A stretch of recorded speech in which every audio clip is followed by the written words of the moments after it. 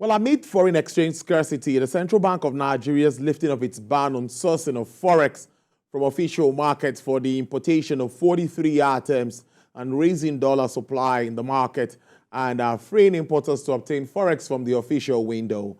The Apex Bank explained that the change to the market policy will boost liquidity in the market, promising to intervene from time to time to ease challenges until liquidity improves. However, it raises some questions. The Director General of the Manufacturers Association of Nigeria, Mr. Segun Ajayi-Kadir, is joining me live from Port Harcourt to break this down and understand the position of manufacturers with regards to all of this development. DG, thank you so much. We really appreciate your time. We know you have a series of meetings, but we appreciate this. Thank you. Thank you for having me, Tolu. It's always a pleasure. Yes, the CBN has lifted the foreign exchange restrictions on 43 items. I really want to start with this because I've been wanting to get your views directly with regards to this and what it means for manufacturers. Many say when these bans were instituted, it helped local manufacturers build capacity. Now that this is happening, where do we stand? What is the position of manufacturers straight on this issue? Okay, thank you. I think in recognizing our position, we need to understand why the CBN is taking this measure. And I think it's all in an attempt for them to boost the foreign exchange availability and also to discourage the pressure that is in the parallel market. Having said that, and I mean, M.A.N is completely aligned with having an effective management of the forex environment, knowing that it is significantly important for us in terms of sourcing our raw materials, spare parts, and machines that are not locally available. But there's need for one to examine it closely. And it all boils down to the issue of not consulting the stakeholders before measures are taken. Because in itself, and even when the policy was started by the previous administration, we raised issues about those items that are included in that list of 43 items. We indicated that many more ought to have been added and some ought to have been removed, particularly those that we do not have local capacity to generate and we do not have immediate plan for its availability locally. We felt that it was going to negatively affect some companies, and it did negatively affect them. However, it helped to boost, like you said, capacity locally. So in amending this kind of policy, you needed to interact with those who are majorly affected by that policy so that they will be able to give an update on how the economy has performed or how their businesses have performed or what has happened between the time it was the policy was introduced and now, before any change can be made. So on the whole, since it's government policy, and since there is a provision even by the CBN in making this announcement, that we continue to intervene from time to time, we seek an immediate intervention via a conversation for us to be able to discuss each item. Because the list is 43, it affects more than 600 items by HS code. So there's need for us to break this down and then to have a conversation that will allow the CBN to properly align the policy with current realities. It also demands that there should be a unity, and I think the CBN is now recognizing the fact that monetary policy should not intervene in fiscal issues, or at best, they should shake hands. So there should be an understanding. I think, and from the recommendations of the Presidential Committee, we are trying to ensure that the fiscal policy measures are used to address fiscal issues, such that you do not have these contradictions, if I may use the word, that will allow for policies that are sound in fiscal policies to be jeopardized by those ones in monetary policy. So I think our reaction is that, yes, it is desirable for us to have some effective management by the CBN in those areas. There is need for us to have a conversation that will address a review of that policy that the CBN has introduced. It is good that we reduce pressure in the parallel market, but it may inadvertently affect some sectors. I can give you a good example. This corrugated, galvanized, and colored coated rolling sheets has been negatively affected by this policy. It's going to lead to a massive influx, which will just run off the industry, and is actually endangered now. So we needed to be able to have this conversation, and for us to say what measures are needed to support this removal of restrictions, because monetary policy cannot act alone.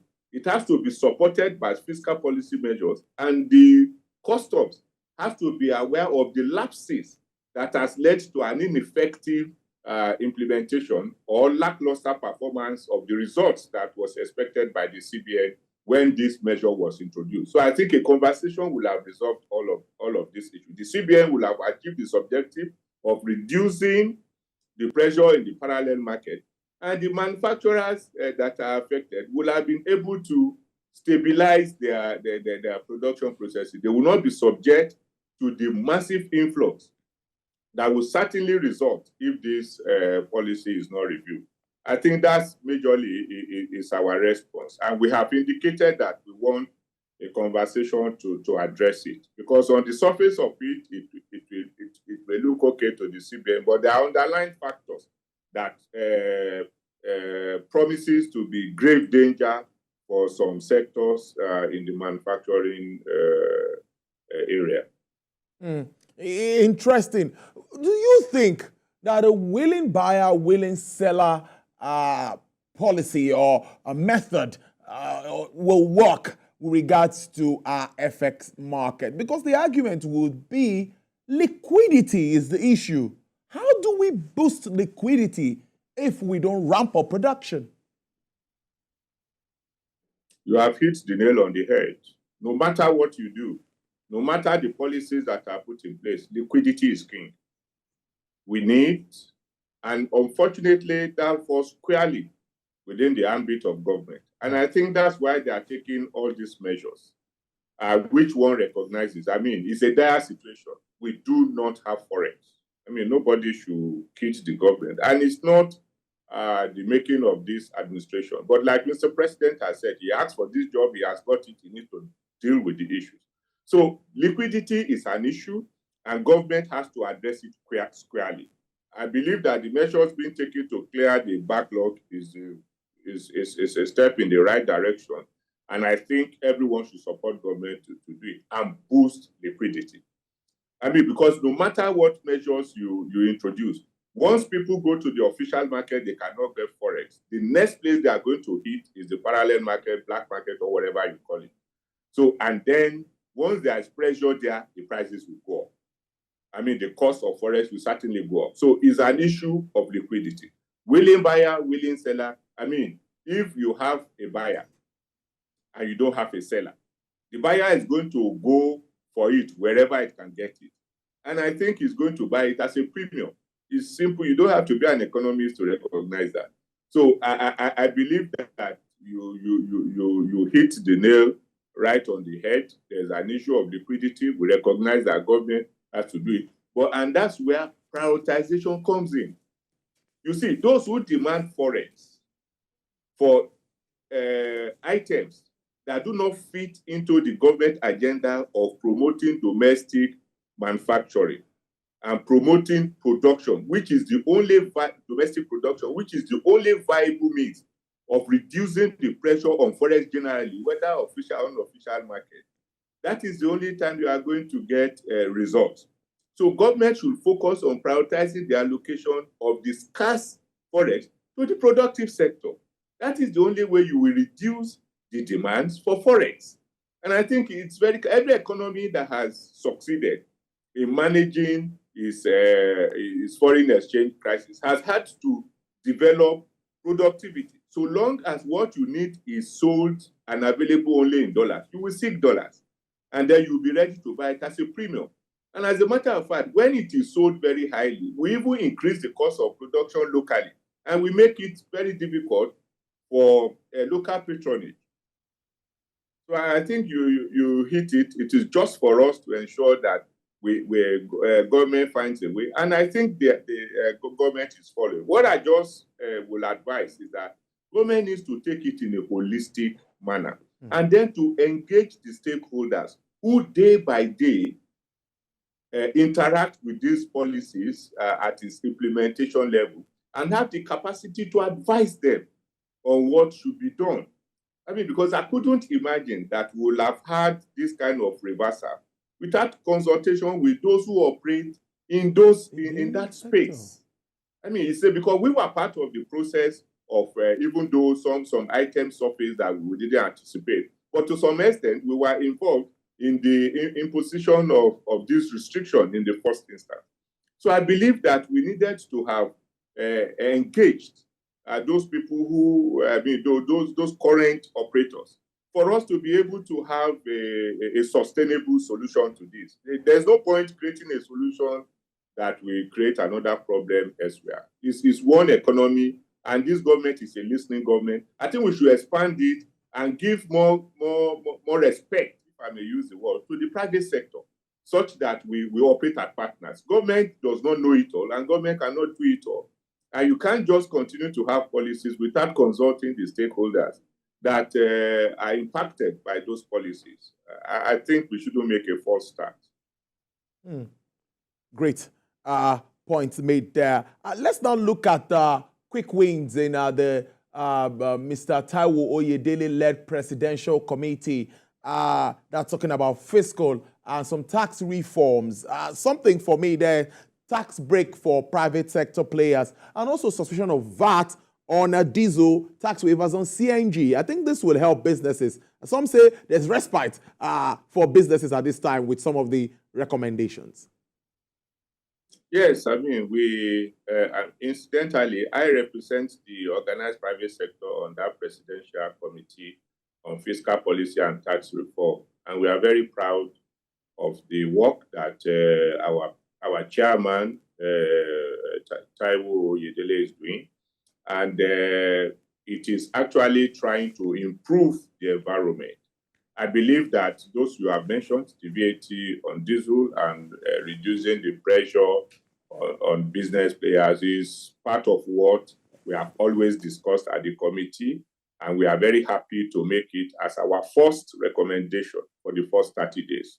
These are going to come in stages. You have the one for 30 days, the one for 3 months, and then 6 months. Eventually, we join in implementation. So I believe that it is a step in the right direction. There are several other recommendations that we have made that will certainly improve business and reduce pressure, particularly on small and medium-scale enterprises. Remember that the focus of the committee is to tax the fruit and not the seed.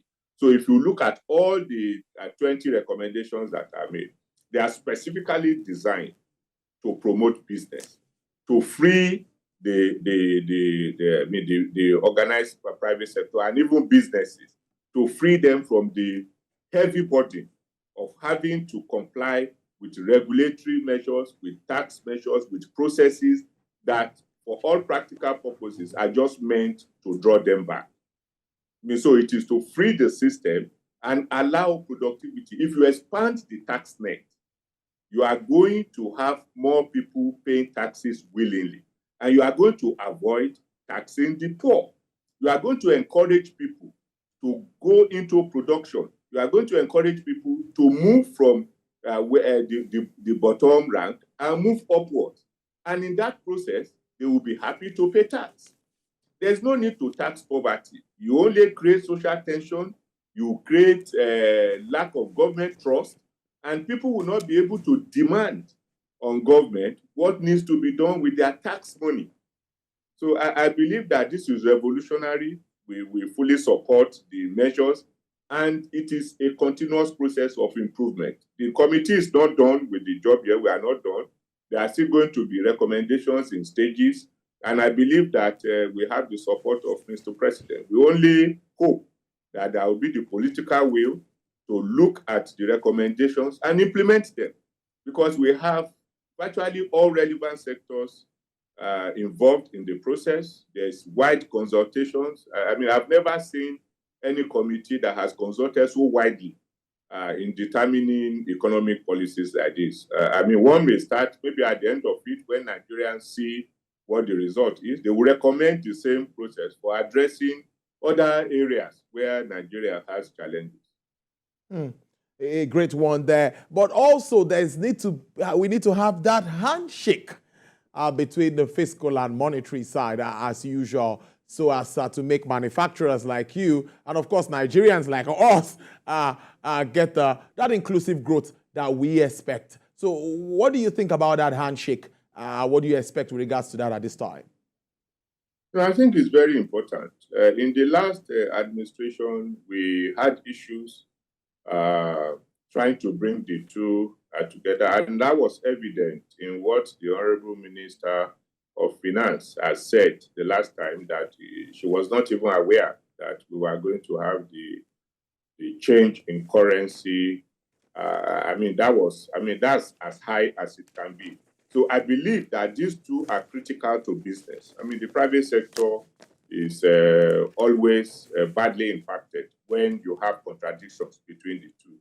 And when one advantage in the fiscal policy space is just immediately removed from the monetary. And I think the two of them, we need to come together and agree. But what is more important, I think, is once we have that handshake, the third hand that must come to join the handshake is the operator, the private sector. Government does not really do business. I mean, it's to create an enabling environment for the private sector to operate. So if you have that handshake, there is need for them to deliberately ensure that the private sector is taken on board. And I can see that, even if we try to get personal, Mr. Cardozo and Mr. Wale, I think they have worked together before in Lagos State. I believe that even that's as best you can have it. But then all those structures that are under these two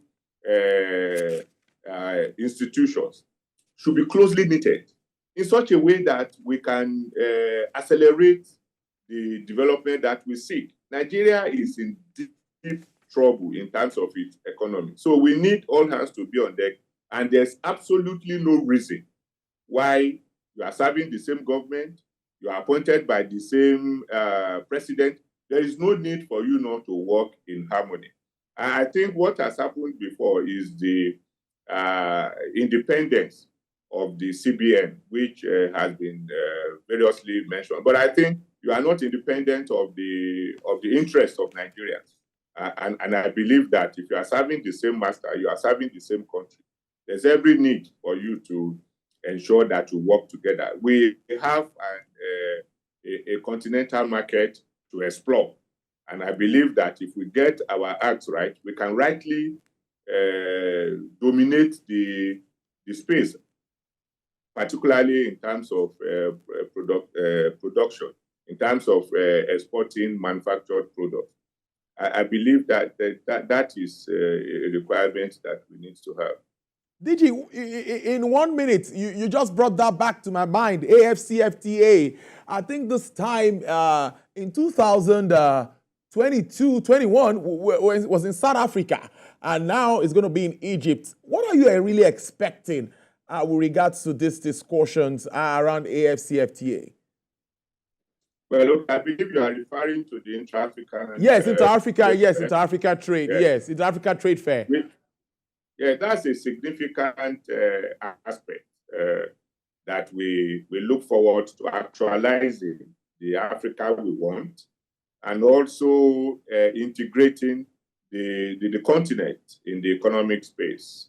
We look forward to more awareness and to assessing how far we have gone, addressing the challenges. There are quite a number of conferences that will be held and high-level conversations as to how to remove the impediments that has made it somewhat impossible for us to effectively take off. I mean, at this stage, we are still talking about having tryouts, about trading, and ensuring that we harmonize the processes. The non-tariff barriers have resurfaced.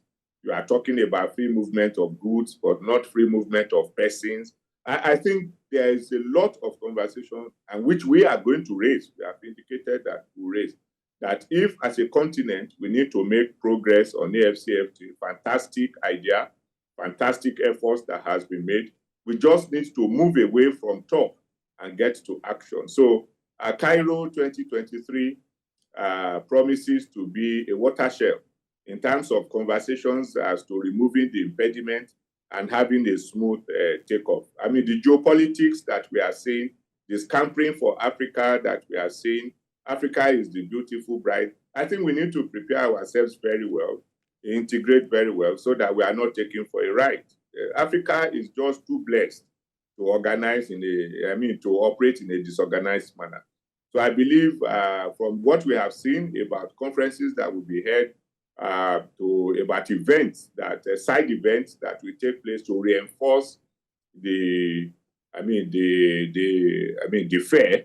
I think we should come out with great stories about how Africa intends to make progress. Afreximbank has done a fantastic job in promoting conversations around removing the impediment, and they are well supported by the African Union, the FCFTA Secretariat, some development partners, and we are looking forward to engaging. Particularly, we intend to highlight the importance of ensuring that those goods that will be traded in Africa are manufactured in Africa. So we are relaunching the Pan-African Manufacturers Association, which M.A.N is happy to lead, and the African Union, Afreximbank, all of them will be there to give voice to this relaunch that we are doing. We must patronize products that are made in Africa, and we should not unwittingly aggregate a 1.4 billion market only for Asia, America, and Europe to exploit. I mean, this is our market. We should get first advantage of it. Interesting stuff there. DG, we were in South Africa. Hopefully, we'll be in Egypt together very soon. Thank you so much, DG. I appreciate your time. Thanks for your contribution. Thank you very much for having me, Tolu.